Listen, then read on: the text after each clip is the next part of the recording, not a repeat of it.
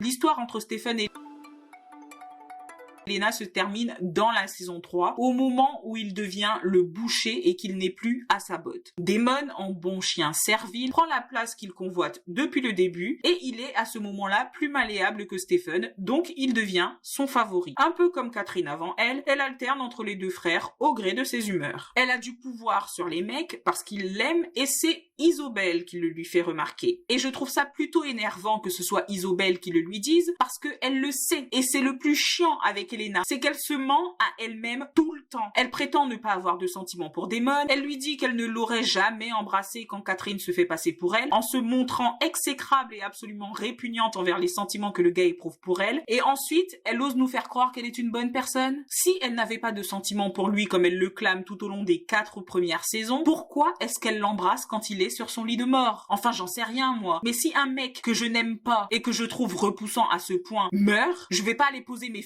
lèvres sur les siennes alors qu'il est en train d'agoniser et de transpirer comme un porc, juste pour le plaisir de faire le bien dans le monde. Je comprends les concepts de compassion et d'empathie, mais il s'agirait de doser un peu avec la en fait. Lorsque la concurrence s'invite à Mystic Falls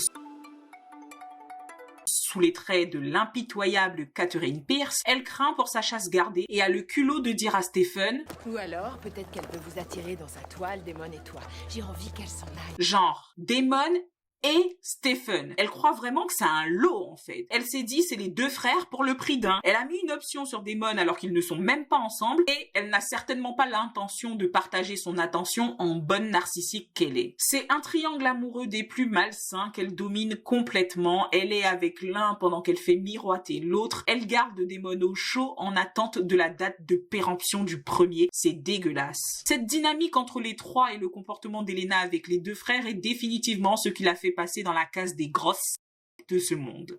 En bonne race égocentrique, Elena a conscience d'elle-même, elle sait que tout le monde ferait absolument tout ce qu'il faut faire pour la sauver. Stephen, bien sûr Damon, en passant par Bonnie, Caroline, Jérémy et même Matt qui se reproche dans la saison 4 de ne pas avoir eu l'honneur de laisser sa vie pour que lui soit épargné le sort de vivre en vampire. En ce qui me concerne, sincèrement, j'aurais préféré que tu me laisses me noyer. Elena est un vampire, à cause de moi. En plus de sa personnalité cliniquement suspecte, le comportement des autres envers Elena me laisse clairement penser qu'elle est Charles Manson. Eux veulent donner leur vie pour elle, pendant que elle se demande « Et comment je vais le supporter, à votre avis, si l'un de vous meurt à cause de moi ? » Je